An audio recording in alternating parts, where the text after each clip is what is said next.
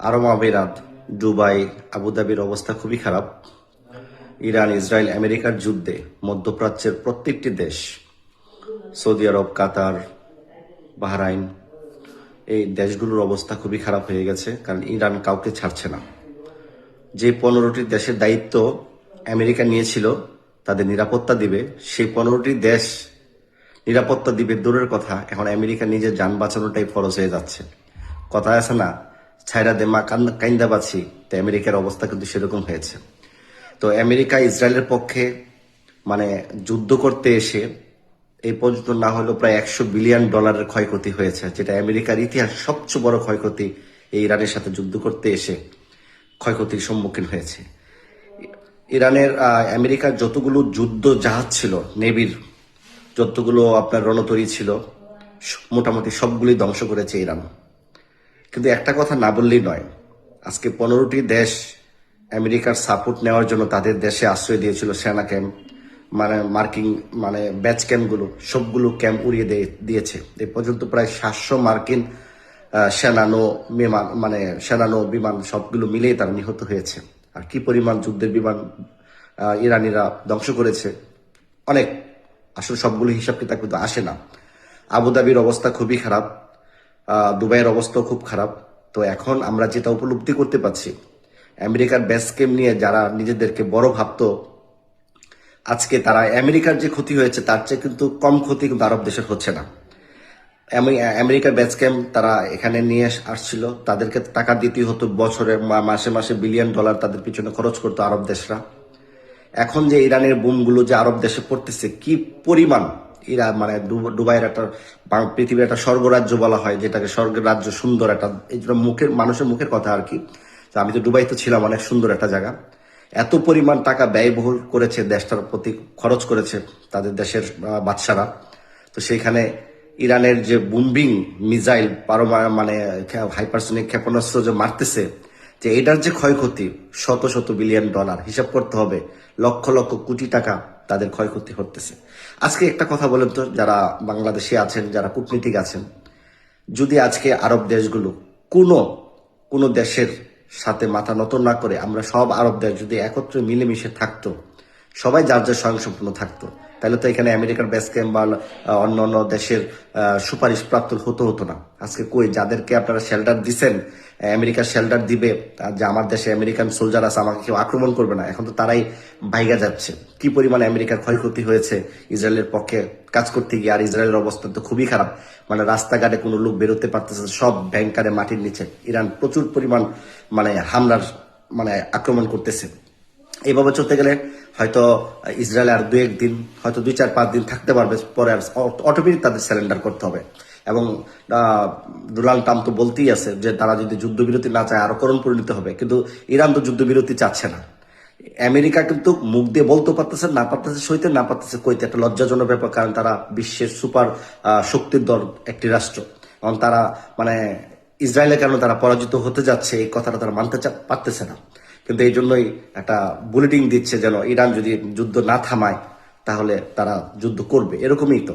তো ইরান থামাবে কেন? আপনাদের হেডন থাকলে আমেরিকা করুক না। কিন্তু একটি কথা, আজকে সৌদি আরব অবস্থা কিন্তু ভালো না। যে বড় বড় তেল কোম্পানিতে কিং ফাদ সেতুর মধ্যে আগুন লাগাইছে, ব্রিজে, যেগুলো $1 বিলিয়ন খরচ করে সে ব্রিজ মানে বানানো হয়। তো এগুলো কার জন্য ক্ষতি হচ্ছে? আমেরিকাকে সাপোর্ট দেওয়ার জন্যই তো। আজকে যদি আপনারা ব্যাচ ক্যাম্পগুলো আরব দেশ যদি না দিত, সে আরব দেশ থেকে ইরানের উপর আক্রমণ করা সহজ। আমেরিকাতে কিন্তু আক্রমণ করতে পারতো না। তাহলে আমরা সব আরব দেশ যদি একত্র থাকতো, তাহলে কত শক্তিশালী একটা রাষ্ট্র হতো। ইরানকে দেখে তারা শেখা উচিত। ইরানের কাছে পয়সা যা আছে সব অস্ত্র, সামরিক সরঞ্জাম, শক্তিতে তারা কাজে লাগিয়েছে। অথচ আরব দেশের কাছে যে পরিমাণ পয়সা আছে, ইরানকে 10 বার করে কিনতে পারবে। তারা তো সেরকম শক্তিশালী রাষ্ট্র গড়ে তুলতে পারতো, এক একটা রাষ্ট্র না করে তারা দাবিদার ওই যে অন্য দেশের উপর নির্ভরশীল হয়ে আছে। এই যে এখন কাতারের ক্ষতি হবে, আরব আমিরাতের ক্ষতি হবে, কুয়েতের ক্ষতি হবে, আপনার কি জানি এই সৌদি আরব এত বড় একটা রাষ্ট্র, তাদের ক্ষতি হবে। তাহলে এই ক্ষতিগুলো তো আপনাদের নিজেদের পোষাইতে হবে, নিজের অর্থনে যাবে। তেলের ভান্ডার শেষ হবে, তেলের ভান্ডার একটা আরব দেশের তাদের সর্বোচ্চ ক্ষমতা কি দিয়া? তেলের উপর। তো তেল যদি ধ্বংস করে দেয়, আপনারা কি করবেন? তো ইরানের সাথে নয়, আমেরিকার সাথে নয়, ইরানের সাথে আমাদের মুসলিম দেশগুলো সবাই ঐক্যবদ্ধভাবে থাকার দরকার ছিল। তো আমি বাংলাদেশি ভাইদেরকে বলবো যারা আছেন বিদেশে তারা সবাই সতর্ক থাকবেন, ওই কোন দিকের খোলা জায়গার মধ্যে থাকবেন, ওইখানে বুম মিন পড়বে না। বড় বড় এমারত, বড় বড় বিল্ডিং এর মধ্যে, বড় বড় কল কারখানা, ফ্যাক্টরি এবং সরকারের যে ইকুইপমেন্টগুলো, গুরুত্বপূর্ণ স্থাপনা, এগুলোই কিন্তু ইরান টার্গেট করে মারবে। এবং কখন যে বুরুজ খলিফা দুবাইয়ের এবং বুরুজ আল আরব, সৌদি আরবের যে বড় বড় মিনাগুলো কিন্তু ধ্বংস করবে, প্ল্যান আছে। কিন্তু আমাদের মনে হয় যে এই সৌদি আরবের কারণে আজকে আরব দেশের এই প্রবলেমগুলো হচ্ছে। কিছু হইলে সৌদি আরব ছোট ছোট রাষ্ট্রগুলোকে, আরব দেশগুলো, কাতার, কুয়েতে হুমকি মারে যে দখল করে ফেলবো। এই জন্য তারাও আমেরিকার সোলজারদেরকে আইন না, তারা নিজেরা বাঁচার জন্য চেষ্টা করে।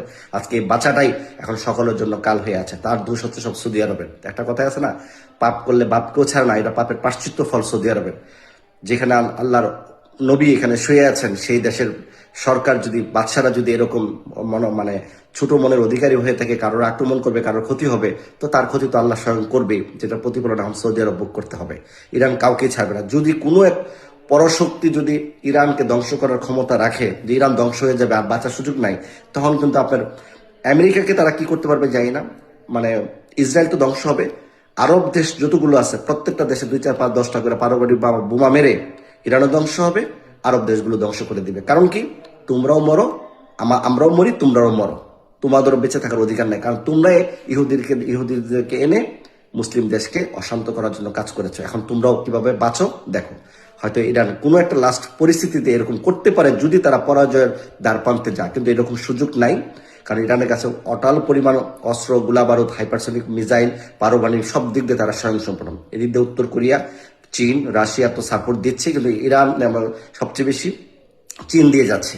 তো এই যুদ্ধ কখনোই শেষ হবে না। আর আমেরিকা ওইখান থেকে এসেও কাজ করতে পারবে না। যতগুলো রণতরী যুদ্ধের জাহাজ পাঠিয়েছিল সমুদ্রে, মোটামুটি সবগুলো ধ্বংস করে দিয়েছে। আমেরিকার যে ক্ষয়ক্ষতি হয়েছে, বিশ্বের কোনো রাষ্ট্রে এত ক্ষয়ক্ষতি হয় নাই ইরানের দ্বারা এই বছর, মানে এইবারে যে ক্ষয়ক্ষতি হচ্ছে। তো দেশের যারা বাংলাদেশিরা আছেন সবাই যার জায়গায় সতর্ক থাকবেন, খালি জায়গায় থাকবেন, চেষ্টা করবেন দূরত্ব বজায় রাখার জন্য, আর সবাই নামাজ পড়ে দোয়া করবেন। তো আমরা এই মুসলিম দেশ যদি একত্র না হয়, তাহলে ইরানের হাত থেকে আর বাঁচতে পারবে না। কারণ ক্ষয়ক্ষতি হলে আরব দেশের যে উন্নয়ন করেছে, সেই উন্নয়নগুলো একদম ধ্বংস করে দেবে। এয়ারপোর্টে বুম ফালানো হয়েছে দুবাইতে, এগুলো কত হাজার হাজার বিলিয়ন ডলার খরচ করে এগুলো কাজ করা হয়েছে। তো চিন্তা করেন কি পরিমাণ ক্ষতি এই আমেরিকার কারণে তারা হতে হচ্ছে, কেন আমেরিকার ব্যাচ ক্যাম্পগুলো তাদের দেশে আশ্রয় দেওয়া হয়েছিল।